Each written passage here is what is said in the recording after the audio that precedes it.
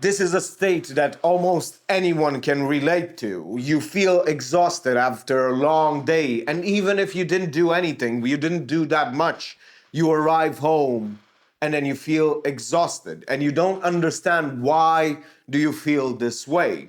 Is it because of the meal? Is it because of the walk that you did with your dog? Is it because you were thinking or consuming social media? And then you want to have a nap. You had a big meal, you want to have a nap. You don't want to do anything else but just feel exhausted, and you want that feeling to go away. You feel your hands numb. You feel all of your body just relaxing when you get home, and all it wants is to not do anything, to expand as little energy as possible. And you cannot understand how so many other people just don't do that. They arrive home and they start working, they start to do stuff instead of just laying down and being exhausted. We don't understand that giving in to that state, we repeat a behavior, and soon enough, we get to associate the house with that behavior. We get to associate the smell of our own house with that particular behavior. The look of the house, everything else, the space, we just associate it with that state of being. It doesn't matter if you change your meal. It doesn't matter if you change your diet or your exercise or whatever else. You will still feel that draining energy because you've now associated the space that you live in with that state. So you have to understand that in order to get over that resistance, over that hump, whenever it arises, you fight against it. If you don't want it, you don't have to accept it. It is a struggle, it is a fight. You will not have 100% efficiency. It would be better to take a nap and feel like you have much more energy, but it's not guaranteed that you will have the same motivation, because now before the sleep, you actually feel like you want to do stuff, but you have this state. So you have the motivation, but you have this feeling in your bones, in your body, in your muscles, and you cannot get over it. But if you do, even if you don't have 100% efficiency, it's almost always better than taking a power nap. Because after the power nap, you need about 45 minutes to get over it, to start doing your stuff. You might feel better, but you don't have the motivation to do so. You don't have the motivation. You don't have the things necessary to put yourself into action. It is almost always amazing whenever you feel this state to do something.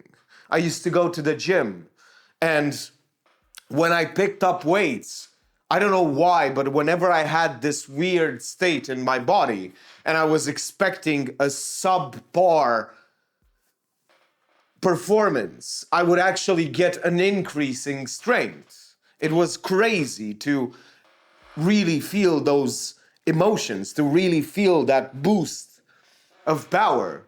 The state wouldn't go away even after the gym. It would go away when I almost arrived home. So you see, I still went, and every time I was amazed because I was like, I don't feel like doing anything today. And then I would start to do it. And then I was like, why am I powerful? Why am I more powerful today? You see, that state makes you think you are weak, you are feeble, you are really not having any energy in your body. But in fact, you do. And you get to expand that. You get to understand that that state doesn't have to mean go to sleep. It doesn't have to mean stay in bed or in a chair and be exhausted on your tablet or on your phone.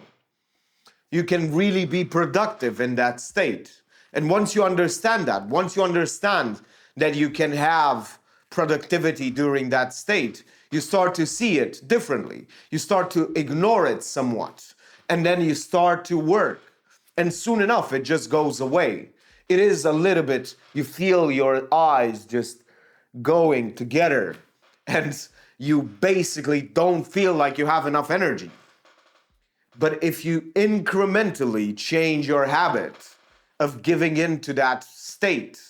You start to have it less and less. And whenever you have it, you go like, I've had it 200 times, so I might as well just do it again. Go get over it, start doing the things, because you know that as soon as you start working, as soon as you start doing that thing, you will realize that it's not so bad. It is in that break where you don't do anything and you let yourself just be and like relax and become that state. It's in that moment that your mind says you should go to sleep. It's in that moment that your mind says you are exhausted. But when you find yourself in movement, when you find yourself doing something, it doesn't really put you down. It's still there as a hum, like the beautiful laptop in the background just making that noise, or the fridge, or whatever it is, the air conditioning. You still feel that hum, but it's just a hum. It doesn't have to be this big deal. It doesn't have to feel like you are exhausted. You can use certain tricks. You can start moving a little bit more. You can start meditating for 5 minutes. That really helps. It helps more than the power nap. So you can do other things except give in to that exhaustion. Sometimes you just have to sleep, but those days don't have any particular rhyme or reason to them. They start being just a blur. There is this magical sentence that really makes all life much more easy. It is a little bit forceful, and it is as if you are lying to yourself. You are deceiving yourself in doing stuff. So be careful how you use it. It starts something like this. You add this sentence and you try to laugh while saying it. You say, I do not know why I feel so excited about, and you fill in the blank with whatever you want. And then you say it again and you try to change it a little bit. I don't know why I feel this energy and this force just pushing me towards doing this thing. I don't know what changed today. I don't know why today is different. Today is so magical that I feel like I want to do this. I don't understand why. And the key element there is this question that you don't know why.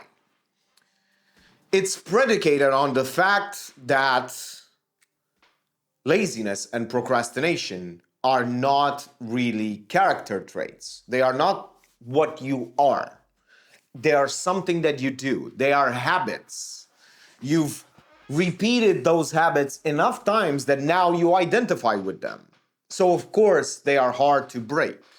Because as anything, as any habit you form over time, it's harder and harder to break. And it takes much more effort than you think. To break a bad habit, it takes as much time as it takes to build one. So 38 repetitions. You have to keep count of those repetitions, and you have to understand that everyone is different. Some break it at 30 repetitions, some break it at 200 repetitions, but make it a game. Start with the laughter question thing, and then make it a game to write down every time you've successfully broken the habit of laziness and procrastination. And then come back and tell me how many times it took. Of course, we have to understand something very important, and that is that this is also a way to procrastinate. Watching videos and watching YouTube is another way to do so. You have to cut out the things that you like in order to make room for the things that you want to do. It sounds preposterous, it sounds crazy, but you really have to give up on the things that you like. That is the trade-off. That's why it's so hard to not be lazy, to not procrastinate. To be productive, to be creative, is to go against the things that you really like doing. for the things that you want to be doing.